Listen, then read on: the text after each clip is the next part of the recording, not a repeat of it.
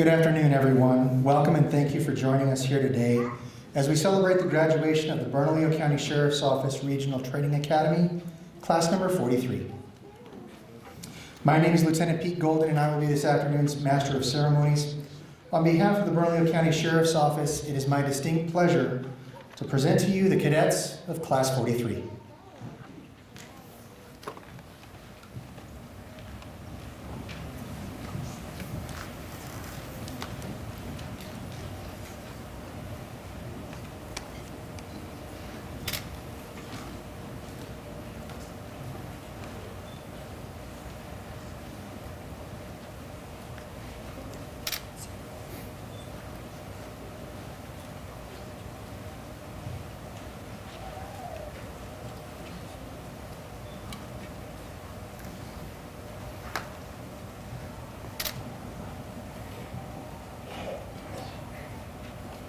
Last man, class 43.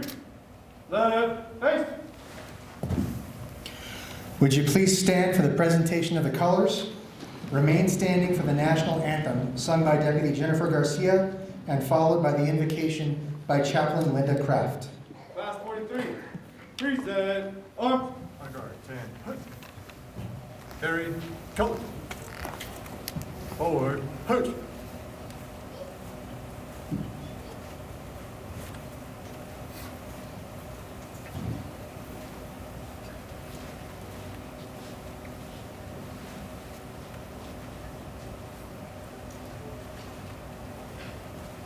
Honor guard. Oh.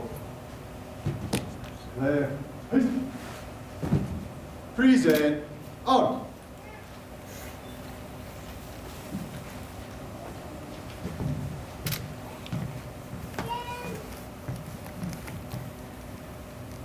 Oh, say, can you see by the dawn's early light what so proudly we hailed at the twilight's last gleaming, whose broad stripes and bright stars through the perilous fight o'er the ramparts we watched were so gallantly streaming, and the rocket's red glare, the bombs bursting in air, gave proof through the night that our flag was still there. Oh, say does that star-spangled banner yet wave o'er the land of the free and the home of the brave?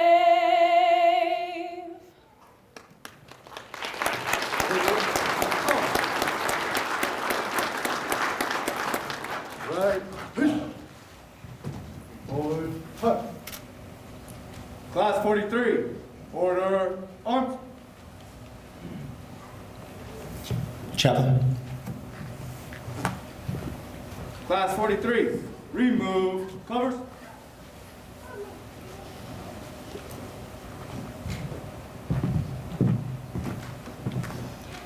Good afternoon. It's an honor to be with you today and celebrate this wonderful class that's graduating. All the things that they've gone through, the hard work. I was telling them last night, you've probably never worked harder than you have this last few months. But now then you've made it, so congratulations. And I'd like to thank the Sheriff Gonzalez for all that he's done and the command staff in making this department more like a family. And I'd like to talk to the families of these cadets right now. In 2008, I was sitting where you're sitting, my son was graduating, and it was kind of a scary thing, but he has done great. He's loved the department, and he's been promoted, and I'm looking for the same thing for you guys. I was telling them also last night, this is not a job, it's a calling. It's not something that you can just decide to do and be a success at it. I remember when my son came in and told me that he wanted to become a deputy, I kind of went pale. I had to sit down, and I said, I mean, you're kidding me, right? He said, no, I feel like that's what I'm supposed to do. But then as I thought about it later on, I thought, you know, I should have probably realized that way back whenever he was a little kid. When he was starting about 2.5, 3 years old, he had to be wearing, he had a vest, the cowboy hat, the chaps, the badge, the sheriff's badge, everything, the whole 9 yards. He had that thing on every waking moment. And he also had some siblings. Now, Scott is very quiet. Any of you that know Scott, he's a man of few words, but he gets his point across. So he was always the quiet one, rarely ever got in trouble. Now, his older sister, on the other hand, was in trouble about every 5 minutes. So there was one afternoon, they were playing out in the backyard, and all of a sudden I heard all of this hollering and screaming. Mandy was just throwing a fit, so I rushed out there to see what was going on. Well, as I was going out toward the swing set, and Scott passed me, and he was heading back into the house. Of course, the cowboy hat on, head down, just walked past me like, you know, nothing. And, I'm sorry, I think the battery went dead. uh-oh. We'll work on that. Okay. Sorry. So I got out to the swing set, and Mandy was handcuffed to the swing set. And he just walked away like, job done, got it done. So, I mean, I should have had a little clue even back then. And some of you parents, and you may remember some things like that about these young people right here. But it's been, it was an interesting thing for me. I learned to pray in a whole new way. So you can always rest assured that someone is praying for you right now. I pray for all of our law enforcement all of the time. And it's such an honor to know you. And I hope to get to know each one of you better. And I want to encourage you to stay humble. I think that's the most important thing, is the humility. Because the Bible says in Proverbs 15:33 that before honor comes humility. So if you'll stay humble, you'll be honored. There's no worries about that. Keep your eyes on God. He's your best friend. You don't have to jump through hoops, and I always feel like he's going to smack you if you make a mistake. He's your best friend. He always will be. If you'll keep him in your heart, keep close to him, he'll protect you. He'll give you wisdom in those split-second decisions. You'll know exactly what to say and what to do and how to respond, and your training will kick in it'll be much more efficient. And I encourage families, support these young people in every way that you can. Show them that you've got their back and that you're with them, because there's hard times, but there's hard times with any job. But always stay close as families.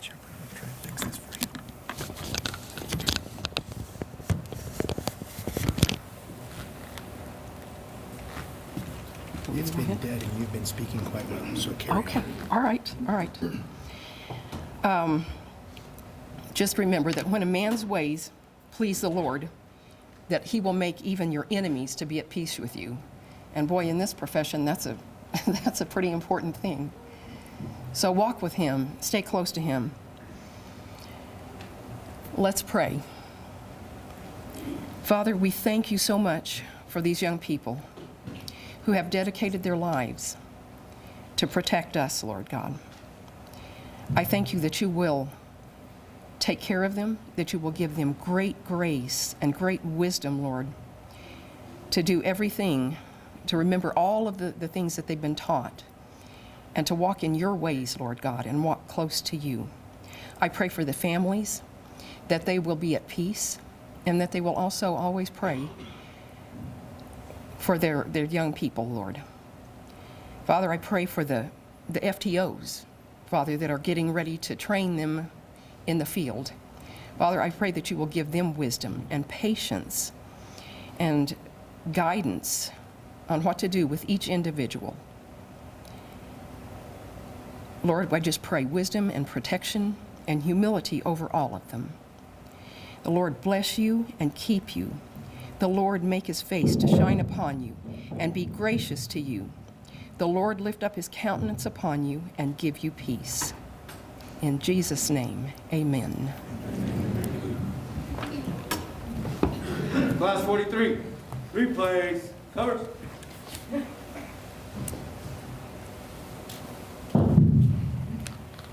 Sorry about that, Chaplain. You handled the delay with poise.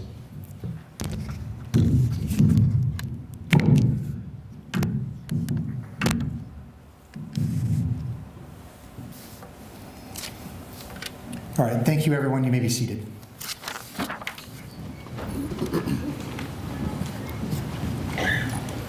Class 43, take seats. Ronald Reagan once said, "We remember those who were called upon to give all a person can give, and we remember those who were prepared to make that sacrifice if it were demanded of them in the line of duty, though it never was.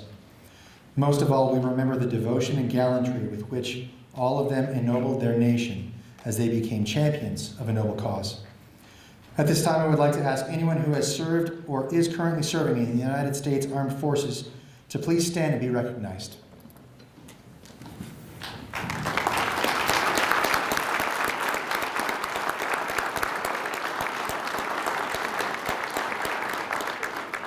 Thank you for your service. You may be seated.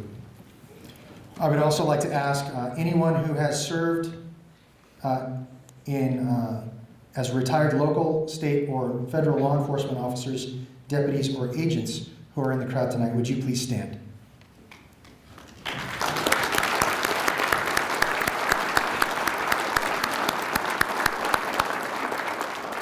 Thank you all for your service as well. For the past several months, our cadets have been taught and trained, honed and sharpened, drilled and driven. Many have been pushed beyond what they thought were their own limitations. These cadets have excelled and conquered adversity with grit and vigor.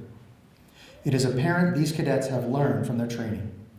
Our staff videographer, Elizabeth Vaquera, has been documenting the progress of Class 43 and has prepared a video presentation.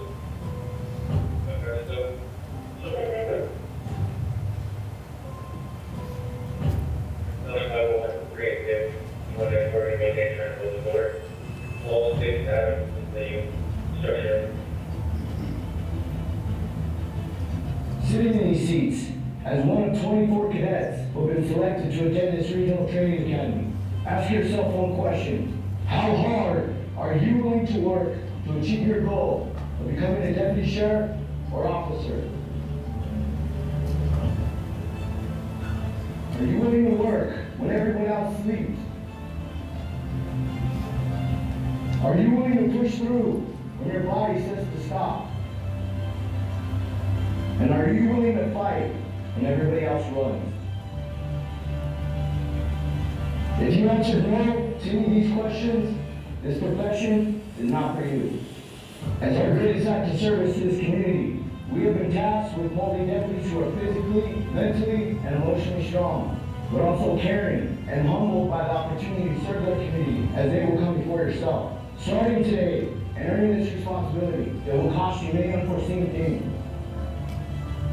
Things that constantly change in today's society, but regardless of the current trends or backlash, we will continue to defend those who cannot protect themselves and stand ready for all things. This academy will be the hardest obstacle you face in life, as we plan for it to be. Earning the title of deputy sheriff or officer, you must learn to leave nothing to hope, as hope is not a tactic. We as Class 43 will work endless hours to achieve every wanted outcome, and we will not work hard because people care, but we will work even harder because people don't. Deputies before you have gone through the same academy, an academy which is widely respected and referred to as one of the best in the nation. We as your drill instructors will provide you with the skills and knowledge required for this academy. We will motivate and guide you to a path of success. No one in this room just walked in and was pinned with a badge. Everyone in this room has put blood, sweat, and tears into this badge. For you, this work, it starts today, and it starts now. Class 43, on your feet.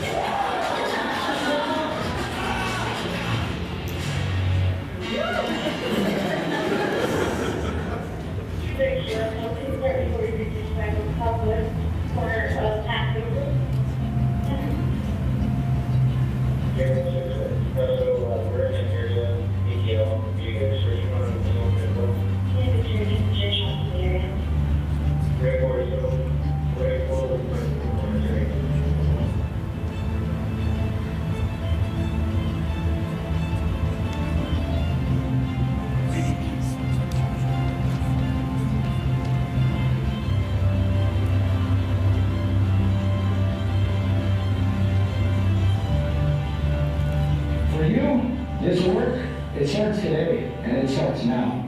Class 43, on your feet.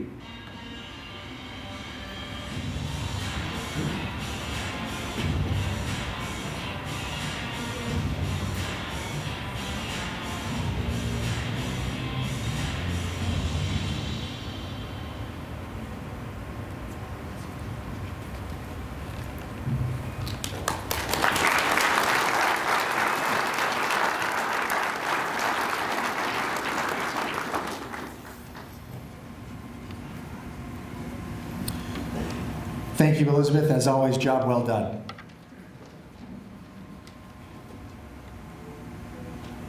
Class 43, attention. Right, face. Forward, march.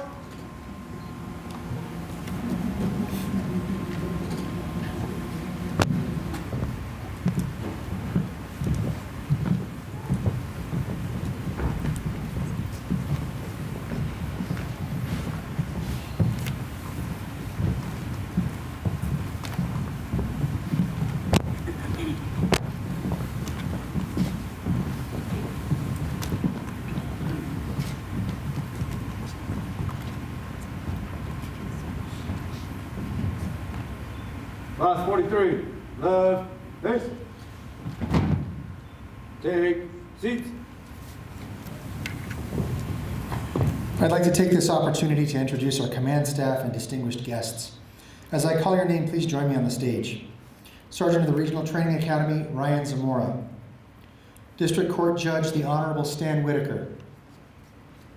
Captain of the Administrative Services Division, Lori Carrillo. Rio Rancho Police Captain, Joel Holt. Chief Deputy of the Field Services Division, Brian Lindley. Chief Deputy of the Criminal Investigations Division, Justin Dunlap. Chief Deputy of the Administrative Services Division, Josh Campos. United States Marshal for the District of New Mexico, Sonia K. Chavis. Undersheriff of the Operations Bureau, Larry Corin. Not with us today, but I'd also like to recognize Undersheriff of the Administrative Services Bureau, Sid Covington.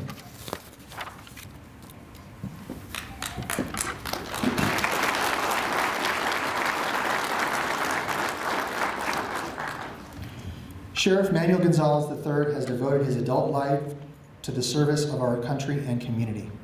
Sheriff Gonzalez has fostered an environment where staff can perform at their natural best, which has transformed the Sheriff's Office into a model law enforcement agency. The Sheriff's vision and steadfast leadership has strengthened community relations, maintained public trust, and broadened community relations. He is committed to implementing law enforcement's best practices, utilizing modern technology, and providing personnel with professional development opportunities to maintain vigilance and keep them safe. The Sheriff is extremely grateful for his family's love and support, fully acknowledging his wife Elaine and his 3 children, Manuel, Sophia, and Isaiah, for their inspiration. Ladies and gentlemen, would you please help me welcome to the podium Sheriff Manuel Gonzalez III for this afternoon's opening remarks.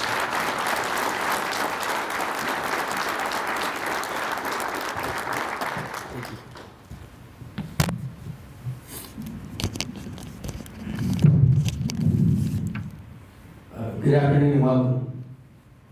I wanted to get a little bit closer to you because you probably can't see me behind that podium. So, first and foremost, I wanted to make the point this evening. And one of the things that I wanted to achieve while I was here is what he said earlier, is make us a model agency. But you have to have a path forward, and you have to have a strategy to do that. And what I would tell the new deputies that are going to get sworn in pretty soon, how you do that is through good mentorship. And to me, before I even get started, I want to do a couple of things. I want to thank God for giving this great opportunity for being an elected official in this county, for a great community with great citizens. I'd also be remiss if I didn't personally thank my wife and my children for the support they've given me during the time I've been the sheriff. And a lot of my success comes because of my wife, Elaine. My son Isaiah is here, my other 2 children are working, so that's a good thing. And I wanted to thank them, so if I can acknowledge them. And of course, I want to acknowledge all my staff. We have civilian staff, I have outstanding sworn staff, and I have an amazing command staff. Without them, none of this would get done. I feel that I've been blessed enough to realize that none of this is about me. It's really about us getting in a position to facilitate the great work, the great ideas, the hard work, the sacrifices that these people make every single day away from their families. And I want to thank all of you for standing shoulder to shoulder with them and standing in the shadows to make this happen. So with them, the Citizens Academy staff and volunteers, thank you very much. So today, I feel blessed, more blessed than I felt in maybe some of the other academies, because I feel by the grace of God, I feel that I have one of my mentors sitting right in front of me, and that's Captain Drennan. And I wanted to make a couple points, because to have a good career, you need good mentors. And I really believe that Captain Drennan, while he was here, provided this agency with the leadership that we needed, because when I had a tenure of being on the SWAT team for almost 10 years, we were one of the top law enforcement SWAT teams in the whole country. And it was because of his leadership. And it wasn't always the things that he was showing us tactically, but it was always maybe the subtle little learning lessons while we were going through our trials and tribulations or our SWAT operations. And sometimes just bringing people back on point. And sometimes people would get carried away. And I know there's certain SWAT officers or SWAT deputies that have to tell, you know, if you don't have anything good to say, don't say anything at all. And that stands out, and I see his wife Pat laughing, so she knows it's true. The other thing I made note while he was there is that sometimes when you get in these positions in tactical, sometimes you don't always have the most mature people, and sometimes people make light of deadly force situations. And I know he would always speak up and take a stance and make us realize how being sensitive to having to maybe take a life was a serious issue. And there was a lot of liability driven in that.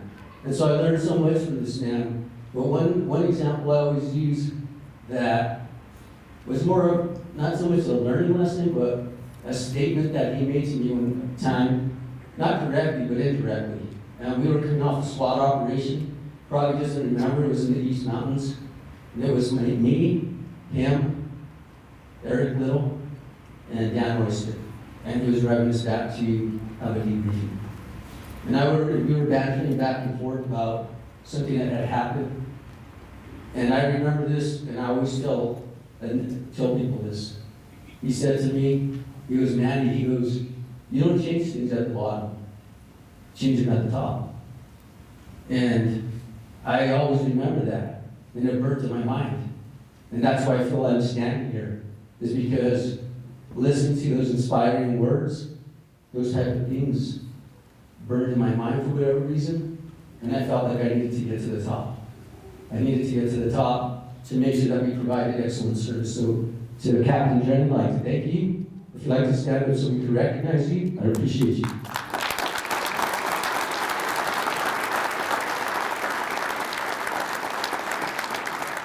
So I'll be short because this is not about us, it's really about our new deputies. And I heard some of them say something the other day, just yesterday, when I was out with the staff and we went out running. We have an inspirational run, and and after we're all done, or I should say about halfway, we stop and ask them what inspires you. And most times they say it'll be their belief in God, it's their family, it's their children, it could be their devotion to service. There's a lot of things. They're all similar. And I appreciate them expressing themselves. But I want you to know they're human. So if you guys can put a mask down for just a moment, all the new deputies. Because I heard you say something. One of your instructors said that you have to be able to flip the switch. And that means that at some point you'll be compassionate. Sometimes you'll have to be concerned and caring, and then other times you're going to be in the fight possibly of their life, just like one of our deputies was last month. But when they said flip the switch, can you guys flip the switch and show them that you're human and at least smile for 1 minute? All right, I just want to make sure that you mean that they smile. So this is what I usually do that's a little unorthodox. They said how much they appreciated their families, how much they loved you. So I'd like to take about a minute, and I allow allow you to stand up, get on your feet, kind of go berserk, go crazy, and show them how much you appreciate them and how much you appreciate them taking on the challenge in this calling, because it's under a lot of scrutiny. So you have about a minute to get on your seat and show them how much you love them by cheering for them. So if you don't mind, get on your feet.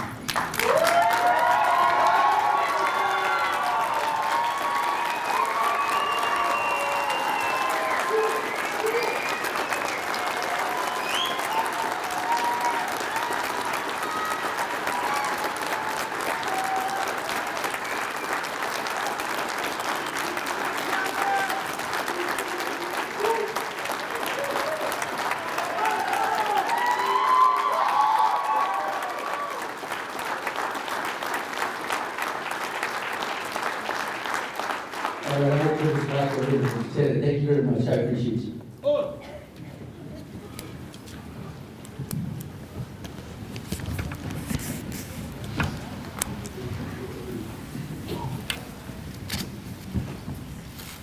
Thank you, Sheriff.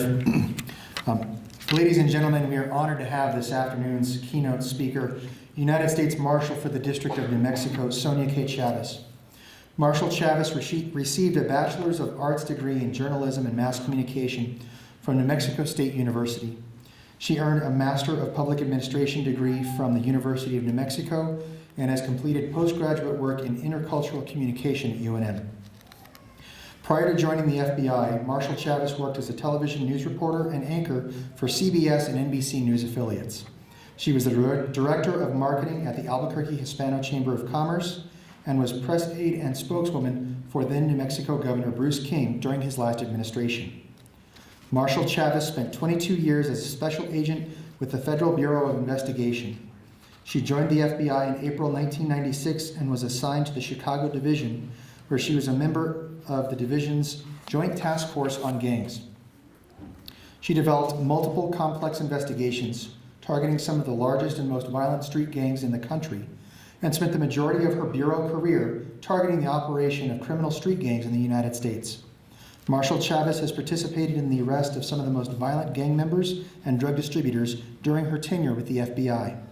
She has been recognized by the FBI and by state and local law enforcement and professional associations for her investigative work. In December 2006, Marshal Chavez received a transfer to the FBI's Albuquerque Division and initiated the FBI's Safe Streets High-Intensity Drug Trafficking Areas Gang Task Force, adding Albuquerque as an active participant in the FBI's National Gang Initiative. She was the division's undercover program coordinator and was a member of the FBI's crisis negotiation team in both Chicago and Albuquerque. Marshal Chavez has been qualified as a subject matter expert by the federal court in the Northern District of Illinois and the District of New Mexico in the area of criminal enterprise and their communication and drug transportation methods. Her appointment makes her New Mexico's first female to serve as U.S. Marshal. Marshal Chavez is responsible for oversight of one of the Marshal's largest districts and one which makes up the Southwest Border region. Shortly after being appointed as U.S. Marshal, she was asked to serve on the Judiciary's Committee on Southwest Border Matters, and in September 2019 was appointed to the U.S. Marshal's Advisory Council. One thing that is not in her biography that I do feel it is important to mention is that Marshal Chavez is also an alumni from the Moriarty High School Fighting Pintos. Ladies and gentlemen, please help me in welcoming today's keynote speaker, United States Marshal Sonia K. Chavez.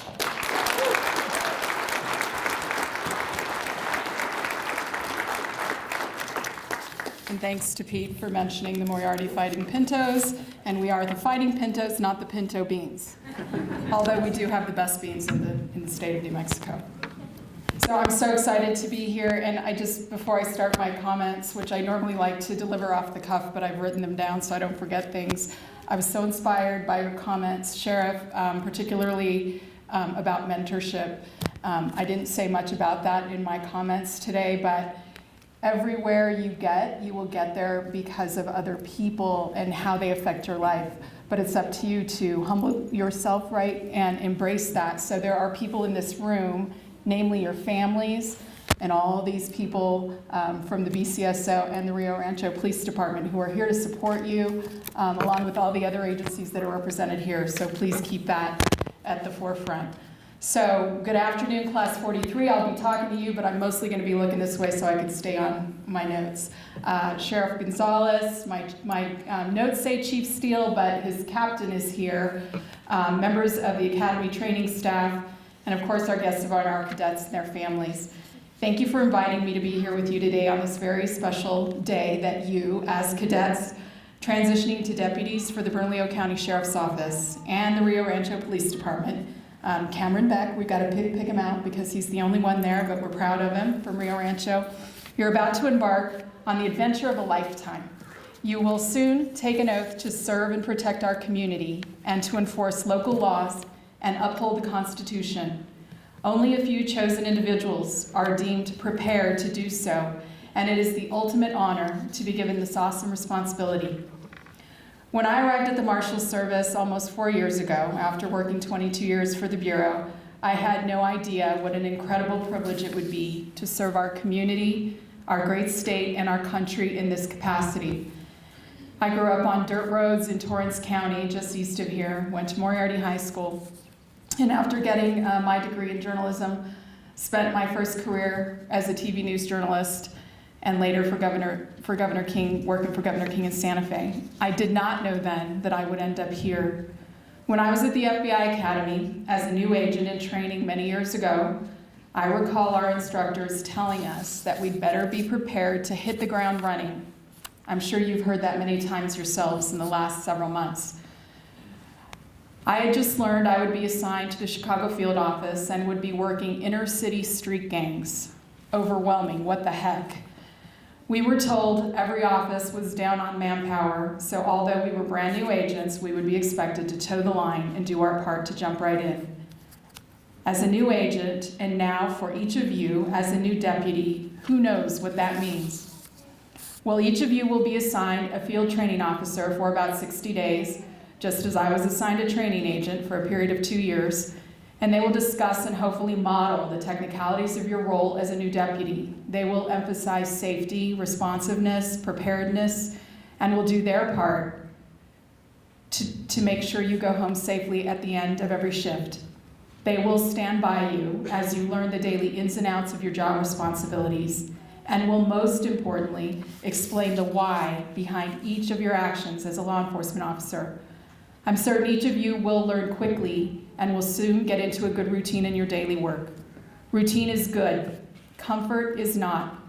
In a job like the one you're about to embark on, it's important not to ever get comfortable. Confident, yes. Humble, yes. But the day we get comfortable is the day we let our guard down, and that's when things could start falling apart. I've joked over the years about how I've never been quite comfortable in my job, first as an FBI agent and now as a U.S. Marshal. And that's not a bad thing. It means every day I have to work hard to be prepared, to challenge myself to be a little better than yesterday, and to always keep in mind I'm not just responsible for myself and my own well-being, but for that of my partners, my colleagues, and the community that we all serve. In your new career, you will get lots of amazing training opportunities, but know that it will be up to you individually to decide what kind of deputy you're going to be, who you will become. By this, I don't just mean whether or not you plan to advance in the organization, to promote. What I mean is, what kind of person am I? Who will I be here, and how will I be remembered? Will you care only about finishing first, or will you run back to get those who are left behind? Will you put aside your own needs to address the needs of others? Will you care for them and put them first? You all are embarking on the beginning of something new and exciting, and you will all have your fair share of amazing and memorable experiences. But the reality is, you will also encounter hardship and heartbreak and sadness. How will you handle that? Will you let it make you bitter, or will you decide to learn from it, to grow from it, to use it as a tool to make you better? So here's something true. You will question whether or not you made the right decision to be here today. On most days, you will bask in the glory of a good arrest and your daily accomplishments, but there will be days that will be hard and you will feel defeated. You will ask yourself, why am I doing this? I'm going to tell a quick story about a guy named Ray Manna. He was my classmate at Quantico in 1996. First, you must know I'm not a runner. In fact, I had never run a mile in my life before I started training for the FBI Academy. And now, knowing what I know about the U.S. Marshal's Academy, I would have truly had my work cut out for me there as well. Running has always been a challenge for me. I know it's not for your sheriff because I've seen him running all over Albuquerque. And please don't think I'm bragging, but I did try really hard to overcome my fear of running, and I did train and complete the Chicago Marathon at the age of 37 after having my 2 kids. One of the biggest personal accomplishments of my life for sure. So back to my Ray Manis story. We go on a weekly run at Quantico. Whether or not your PT instructor likes to run determines how short or long your runs are. To me at the time, anything over the required 2 miles was a long run. So you can imagine, it was a big challenge for me. 6 miles, 7 miles, 9 miles, 12 miles, regularly on Fridays. I always finished, but with no shame I say, I was often in the group at the end of the pack. And every time, for every run, Ray Manna, who'd been a captain in the Air Force before starting his law enforcement career, would be the first to cross the finish line. But then this is the part I couldn't figure out at first. He would finish, and he wouldn't take a water break and go hit the showers. He would turn right back around and circle back to meet up with the rest of us and coach us past the finish line. He would say the most encouraging words to get the 10 or 15 of us through, and he did this for every single run for the duration of the academy. While listening to him coaching us along and trying not to pass out, frankly, I remember telling myself, if I'm going to be working with people like this, I know I'm in the right place, and I know I made the right decision to take this risk and to be here. So I tell you, cadets, look at the people in your class and the other people in this room. They want only good for you. They each want you to succeed. We all want you to succeed. So remember that when the times get tough. And I say to you today, find a Ray Manna and run fast to keep up with him or her. And more than that, circle back and bring forward those who need your help and your support. When Ray retired a couple of years ago, I reached out to him in an email to congratulate him, and I told him my Ray Manna story, and I told him that I'd shared it many times throughout my career. He said he didn't know that he had had that kind of impact on me. He was so moved by those comments. And I learned a lesson that day, and that was, when people touch our lives in any way, significant or small, tell them.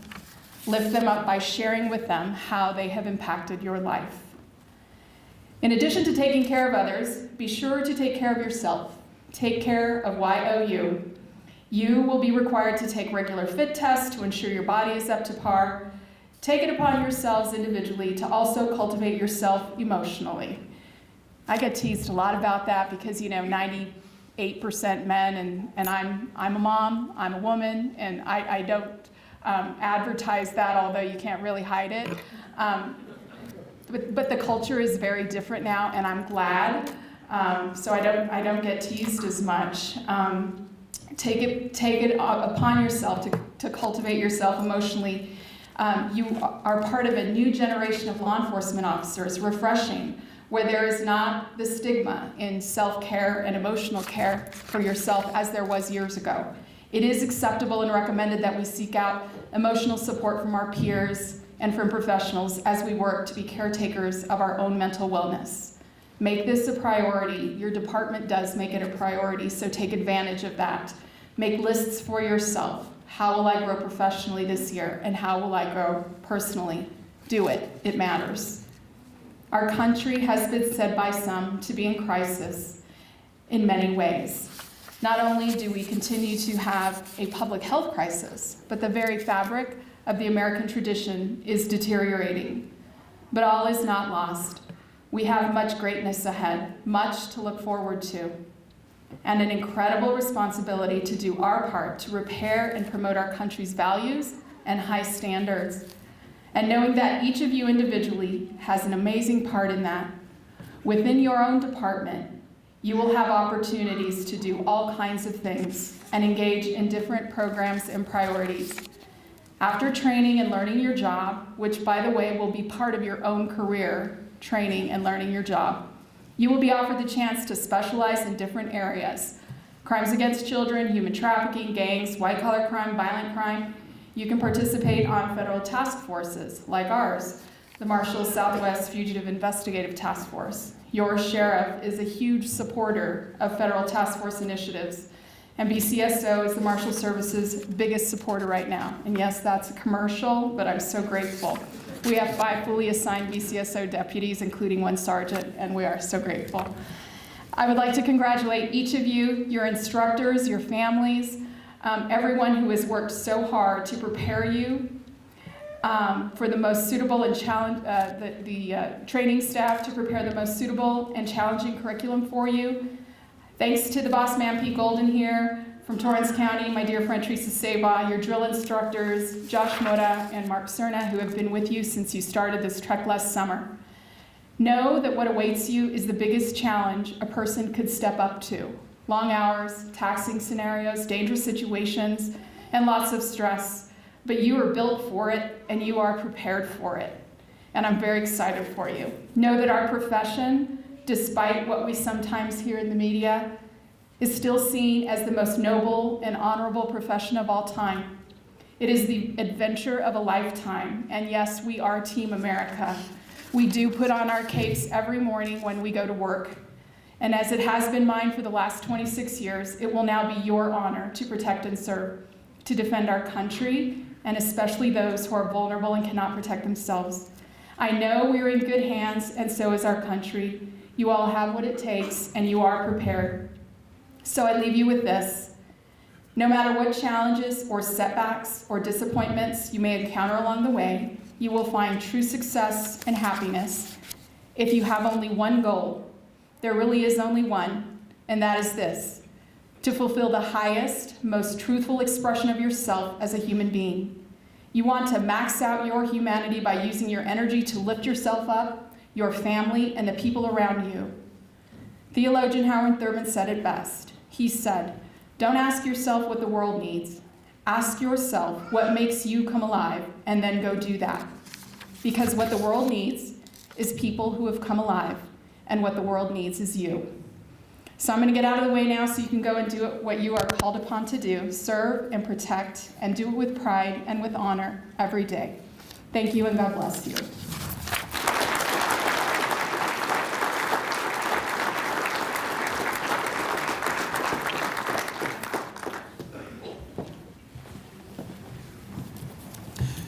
Thank you, Marshal Chavez, and one more time, go Pintos.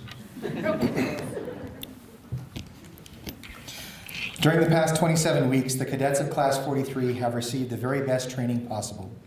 They received this training from professionals who provided 100% of themselves every day to further the training efforts of our academy. These professionals have prepared the cadets for the next step in their careers. As the cadets leave the confines of the Regional Training Academy, they are prepared to take their newly acquired skills out into the real world. I would like to take this opportunity to formally thank the training staff for their dedication and efforts. I would ask that you please hold your applause until I have acknowledged all members of the staff. When I call your name, would you please stand up? Sergeant Ryan Zamora, Sergeant Teresa Seba, Deputy Jeffrey Bartram, Deputy Sam Rodriguez, Deputy Patrick Brown, Deputy Andrew Satter, Deputy Anton Maltby, Deputy Jennifer Garcia, Deputy John Dykes, Deputy Robert Sears, Elizabeth Vaquera, Rodney Gilliam, Xavier Klein, Judy Tobias. Thank you all. You are an outstanding team. Please join me in the applause.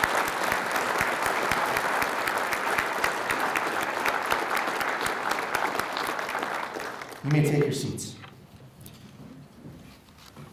It is my honor and privilege to introduce to you the two individuals who exemplify service and professionalism. Their integrity and fortitude is without question. During the past 27 weeks, these are the two deputies with whom the cadets became the most attached. They're drill instructors, or DIs. Drill instructor Mark Cerna and drill instructor Joshua Mora.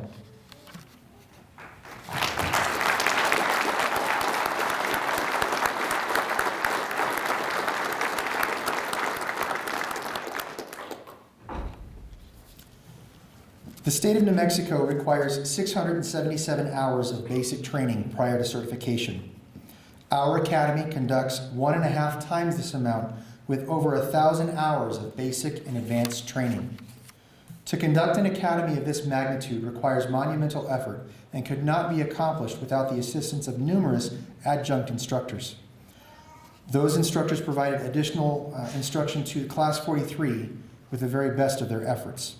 For those of you who taught or assisted with the instruction of any of the classes conducted at the academy, would you please stand to be recognized?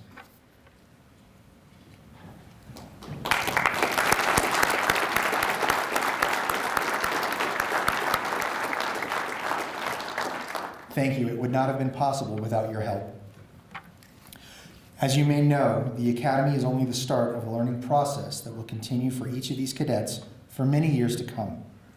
I now want to recognize the people who will take over for the DIs and the continued training of our cadets. These individuals will sacrifice much over the next 3 months to ensure that every cadet entrusted to their instruction is ready to go into service on their own. These individuals are the field training officers, or FTOs. Would you please stand to be recognized?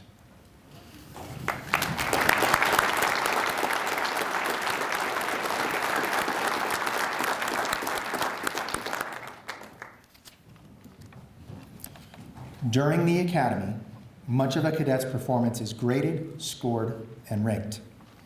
As a result, several cadets have been recognized and awarded for their exceptional performance in various skills throughout their training.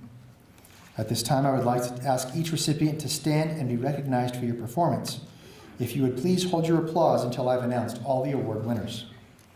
For academic achievement, Deanna Aragon. Driving proficiency, Lucas Drennan. Firearms proficiency, Oscar Alvarez Ruiz. Physical fitness, Oscar Alvarez Ruiz.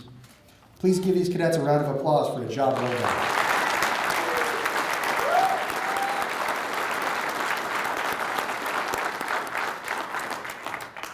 You may take your seats. In addition to these awards, there is a cadet of Class 43 who will be recognized for our 291 award. Presenting the 291 award is Sergeant Ryan Zamora.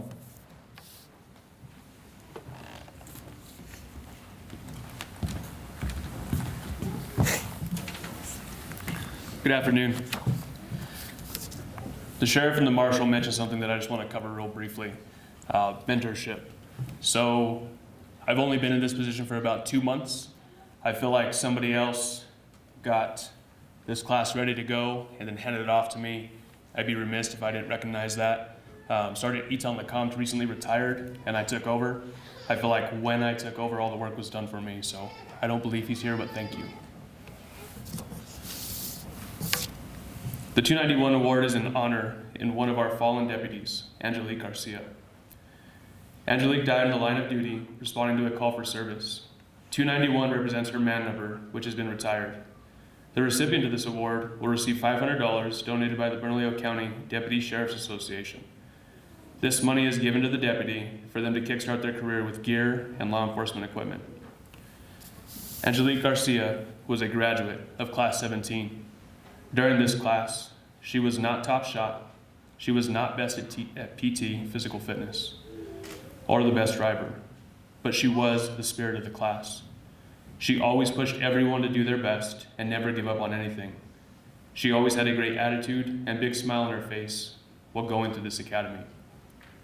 I reached out to a few of her classmates to find out what I could about Angelique. The classmates are actually here on stage. Chief Deputy Dunlap, Chief Deputy Lindley, Under Sheriff Corin. What I found from those conversations was similar to what I just described. Her smile was contagious and never ending. If Angelique came in last in a run, that smile remained unwavering. Angelique was raised in the South Valley, where she found her calling to become a Bernalillo County Sheriff's deputy. Once she had that set in her mind, her classmate told me, there was nothing that could stand in her way. She showed this with her tenacity and constant determination throughout the academy. After the academy, she maintained her work ethic, and it was apparent she was where she belonged. This showed through her constant hard work and, again, that unwavering smile. When speaking to Under Sheriff Corin, he described her as being small in stature, but big in spirit. When I spoke to Sheriff Gonzalez, he remembered holding her ankles while she was doing sit-ups as he was in the academy training position at that time. He also remembered that she took it upon herself to come to him to establish a physical fitness plan for herself, and he helped her with that so that she could improve. He said that she was always looking for ways to improve. The award winner was chosen by the class based on the following characteristics. They never gave attitude. They gave 100% effort during the entire academy to include academics, physical training, and all other aspects of training. They were a team player and a team motivator. Before I announce who it is, I would like to talk a little bit about them. When I came to this academy, I noticed something pretty quickly, that the cadets relied on this person heavily to get things done. This person's very organized and willing to take on any task. The DIs also relied on this person very heavily if there was anything extra that needed to be done. Our administrative staff, Judy Tobias, who stays very busy throughout the day, also relied on her, and I found myself relying on this individual. The person who best represents all of these that I have talked about for class as voted by their peers is Deputy Aragon. Will you please come up?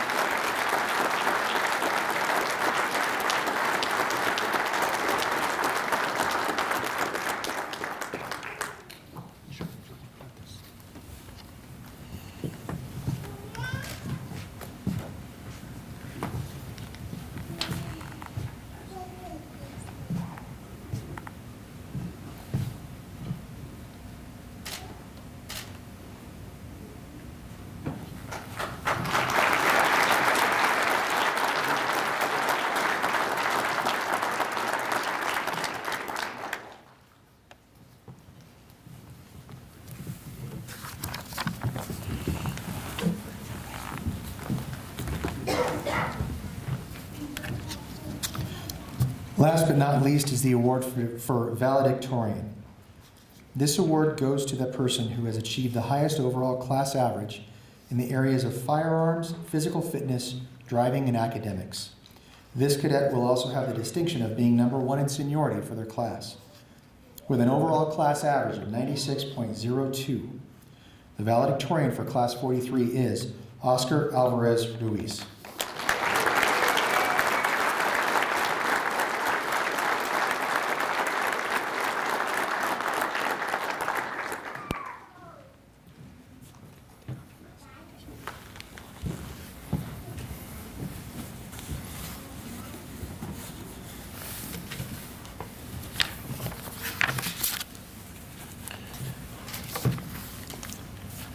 I want to start off by saying good afternoon and thank you all for being here to support us. Also, I want to thank the Academy staff and the command staff for their support. So as I sat and wondered what I'd be saying to you today, drawing a blank and finally realized the easiest way to start is from the beginning.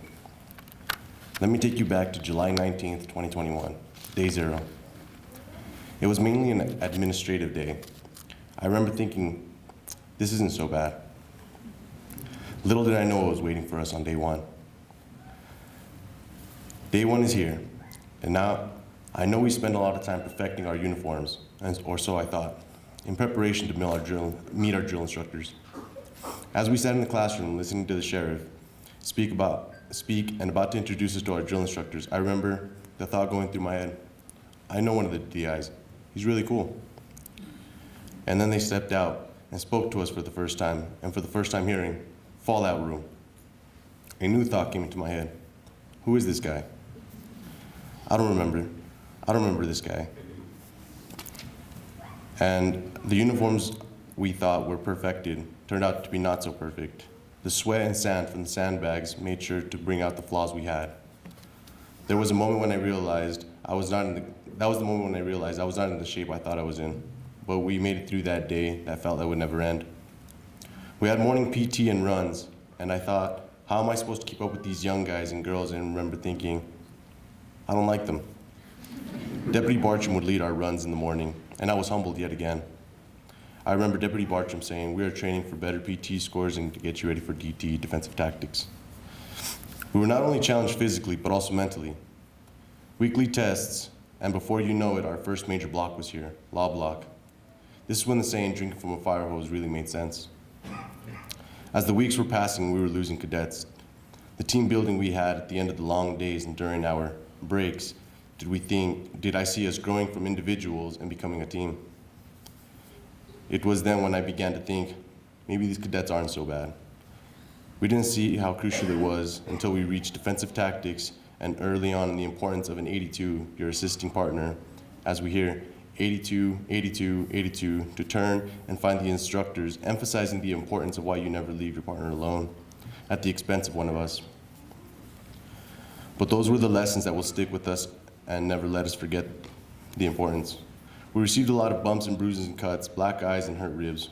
Before you know it, it was the last day of defensive tactics and the morning barbecue to build a camaraderie and celebrate the passing of defensive tactics. But we celebrated too soon because OC was still left. I still remember how I appeared to be calm, being maced before and seeing my fellow cadets go first, all in pain. But that quickly went out the window once that mace hit my face. And right on cue, team building session to follow up and bringing us to our second exposure. I don't know what was worse, the initial or the second exposure. We then played a friendly game of dodgeball to capitalize the second exposure. I must admit, at the conclusion of DTs, I was motivated as the drill instructors brought us together and reminded us of our class motto, always earned, never given. The weeks were passing, we become closer and closer. As cadets, you know it was when we reached, before you know it, we reached OS, Officer Survival. It was time to perform everything we've learned to this point. The instructors and actors did a good job of making the scenarios as realistic as possible. We are now reaching the home stretch, but a rude awakening was around the corner, taser.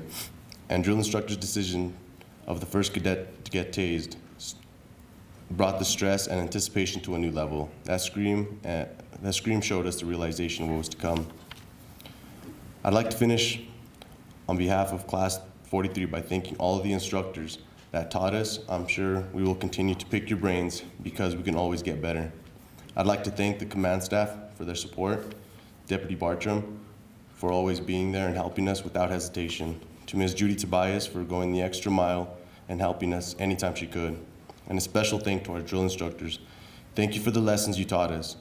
The time you spent away from your families to help mold us, we appreciate you. And to you, Class 43, congratulations. I have no doubt you will do your part in making our community a safer and better place to live. Hold your head up high and be proud, because no one gave this to you. You earned it.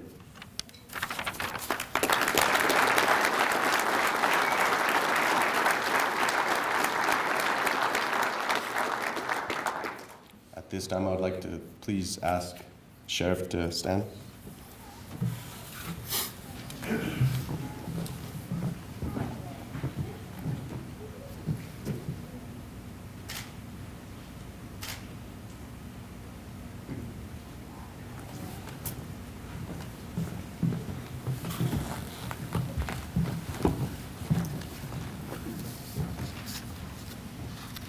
Now administering the oath of office for Class 43 is the Honorable Judge Stan Whitaker. Judge Whitaker is a graduate of Albuquerque Sandia High School, where he met his wife of 42 years, Barbara. The Whitakers also have 2 adult daughters. A multi-sport athlete in high school, Judge Whitaker attended the University of Kansas on a track scholarship.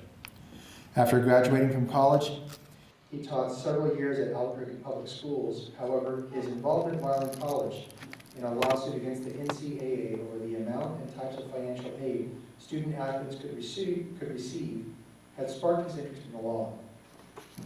Ultimately, he left teaching in favor of law school. Judge Whitaker earned his law degree from the University of New Mexico School of Law in 1989.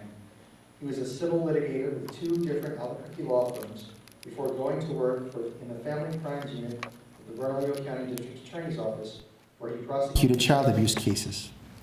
Judge Whitaker first came to the 2nd Judicial District Court as a domestic violence commissioner in the Family Court Division. He left the court to work as an assistant U.S. attorney for the District of New Mexico. He returned to district court in 2006, accepting an appointment as a family court judge. A year later, he moved to the criminal division. He was elected chief judge in 2018 and continues to serve as a criminal division judge. Your Honor, the class is yours.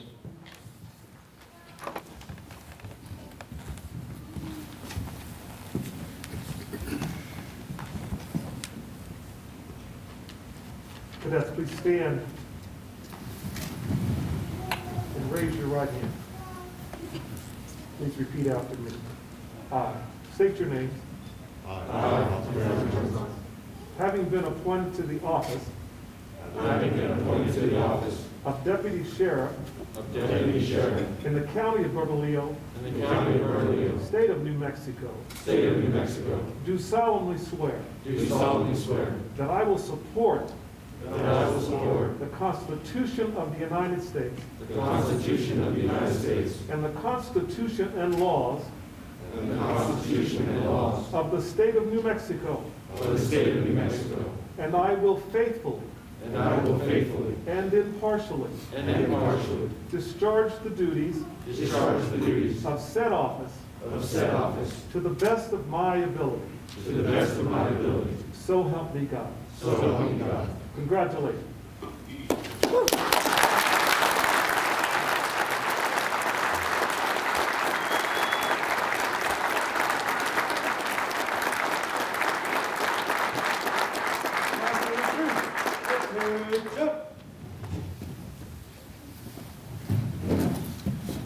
Thank you, Your Honor. Sheriff Gonzalez, as the Director of Training for the Bernalillo County Sheriff's Office Regional Training Academy, I hereby certify and attest that these cadets have exceeded the requirements necessary to be certified as peace officers, as per New Mexico State Statute, Section 29-7-6. Cadets, prepare to receive your badges in recognition of your accomplishments. Right. Face. Forward. March.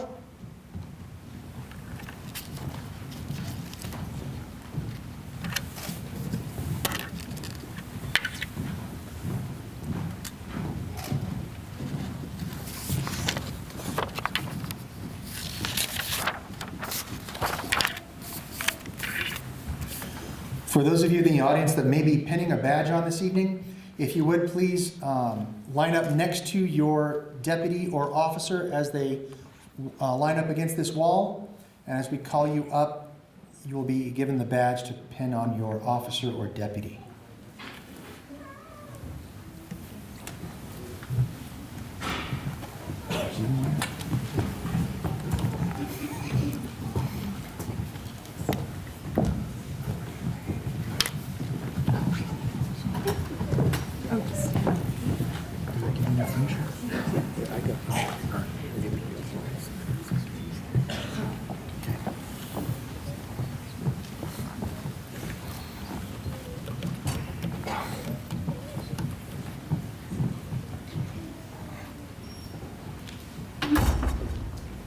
Last 43, about face. For those that are pinning, please line up next to your deputy or officer.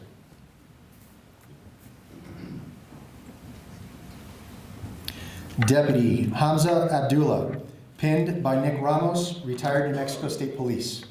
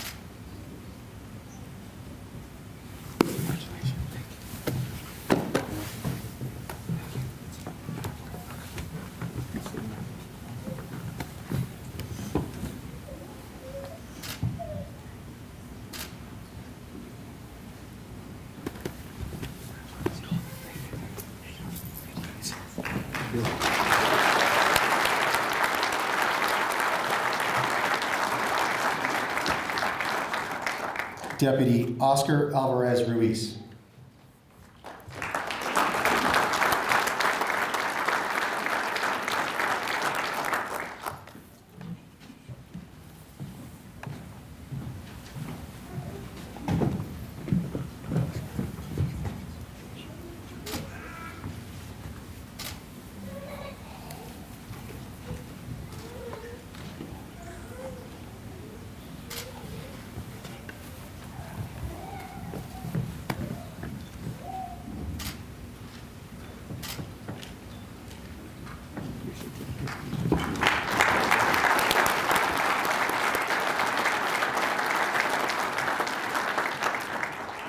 Deputy Robin Antone.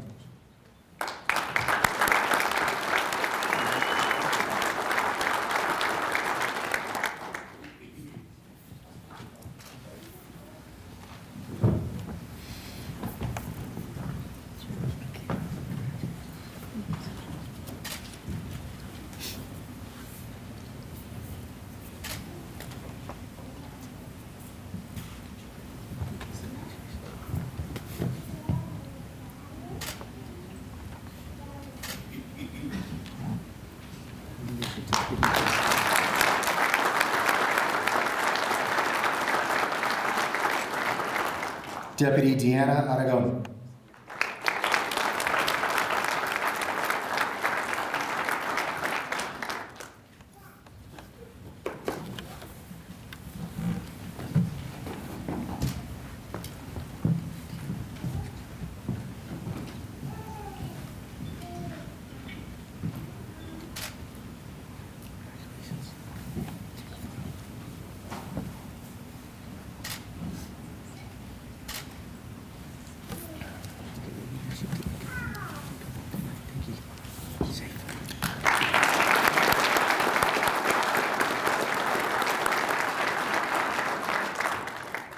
Officer Cameron Beck.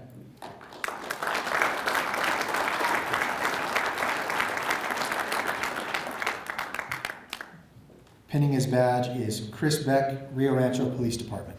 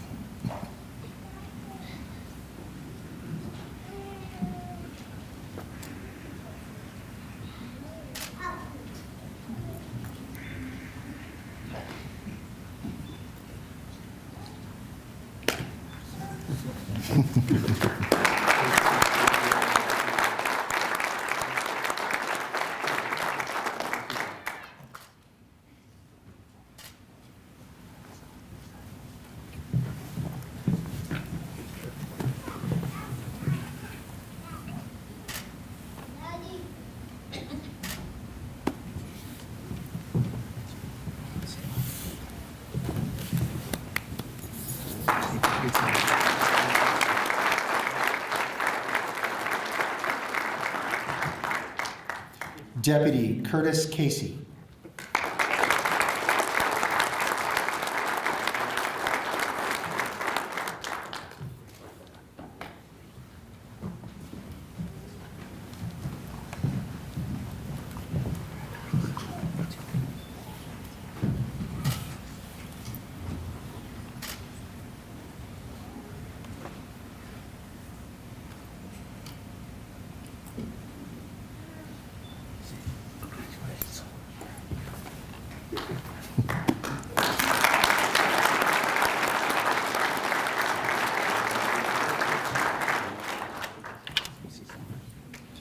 Deputy Lucas Drennan.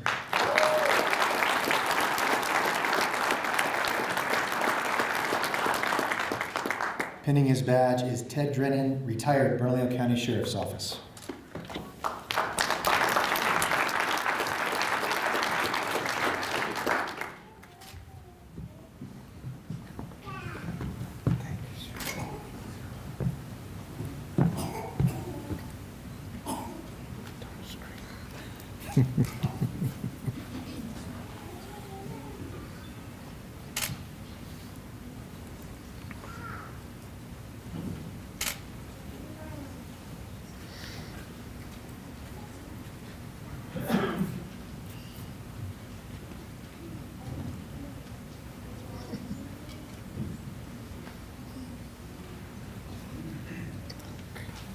Yes, sir. Yes, take the photo.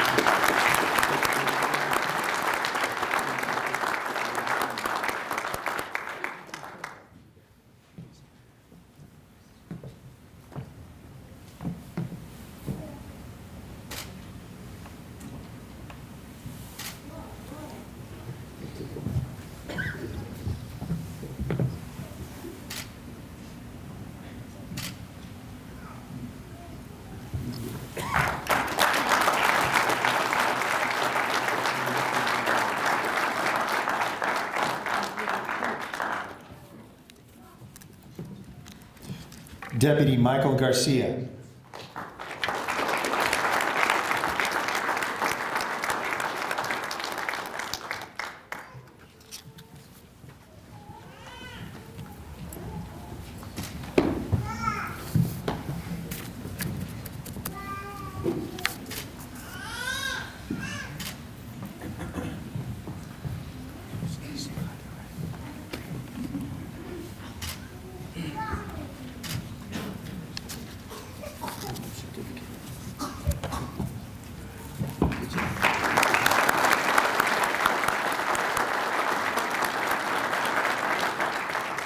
Deputy Isaiah Gomez.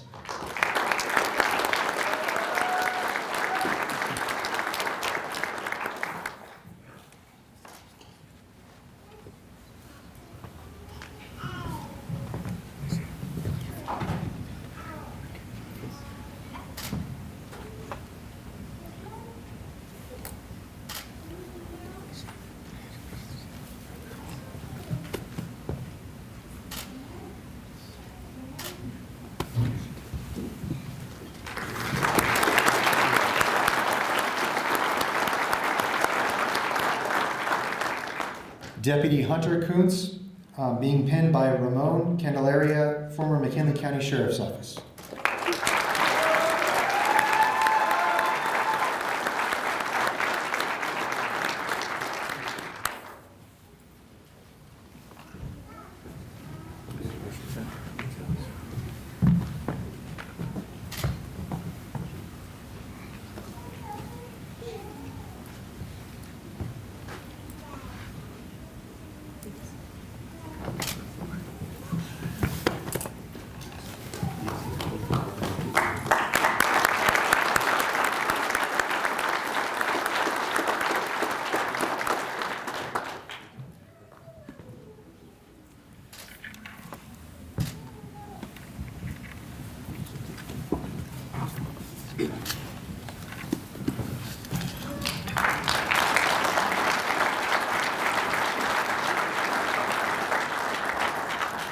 Deputy Esteban Manzanares.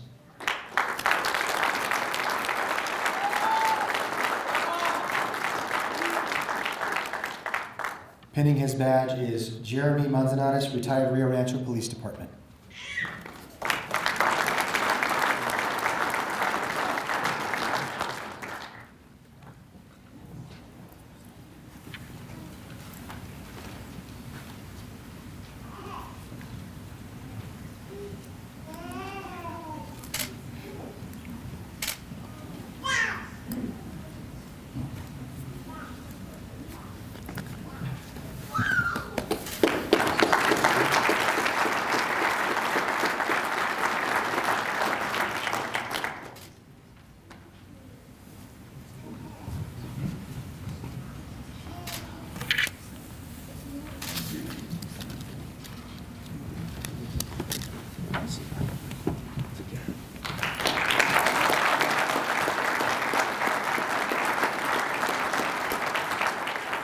Deputy Ryan Moore.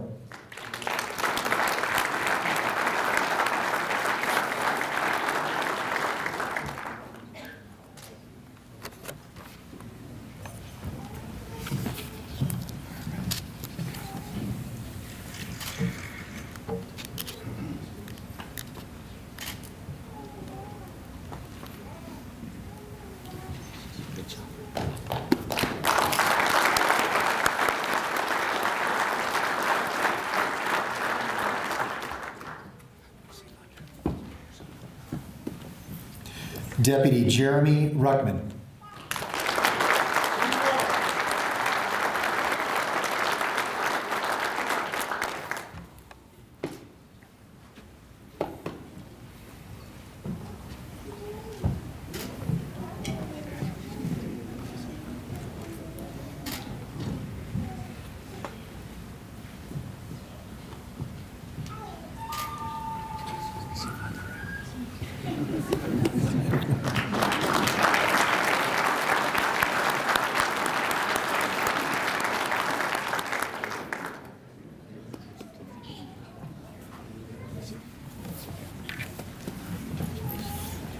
Deputy Devin Sparkman.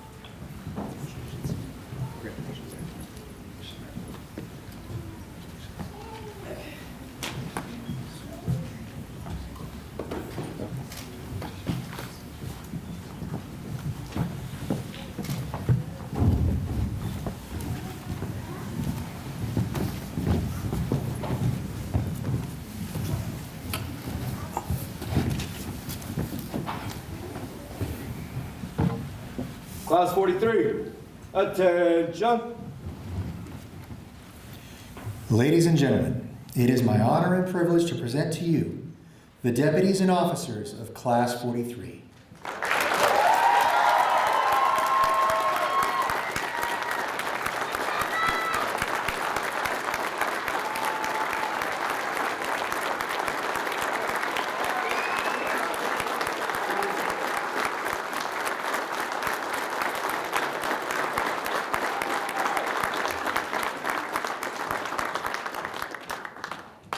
Class 43, take seats.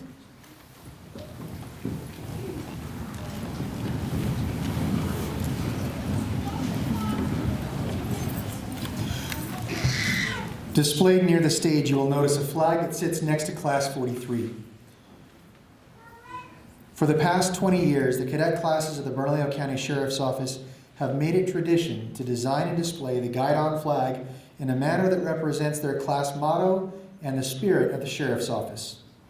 The guidon is one of the first and most important items the cadet class takes responsibility for. It represents unity and responsibility to something bigger than the individual. As the cadets go through their training, they are constantly reminded by the guidon of the family that we are as law enforcement, as we strive to maintain for each other. They are reminded of the sacrifice we make to give ourselves to a life of service. At this time, Class 43 will retire their class guidon. The retirement of the guidon signifies a passing of the torch back to the Regional Training Academy as we prepare to present the next group of individuals with the challenge of becoming professional law enforcement officers. Senior Drill Instructor Serna, retire the guidon.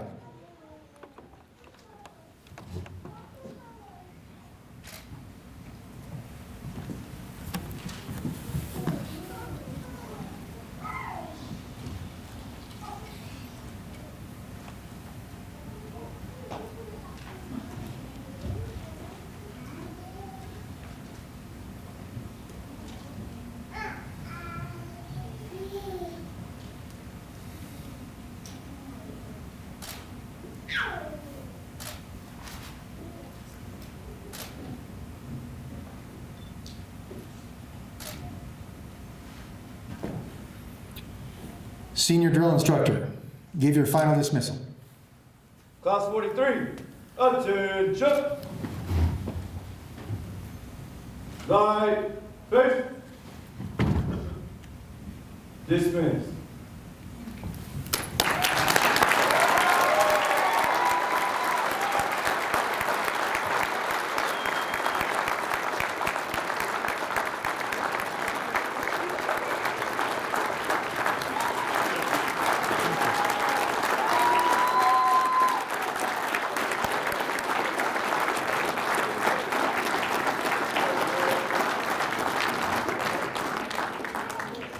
To our dear friends, family, and colleagues who share this day with you, be very proud of these new deputies and officers as they begin their life of service. You are just as responsible for this success today as we are. May you all serve a full 25 years of honorable service. The men and women of the Sheriff's Office and the Rio Rancho Police Department will be available for you to take photos with, hug, kiss, and swarm with affection momentarily as soon as they take photos with their drill instructor with their newly pinned badges.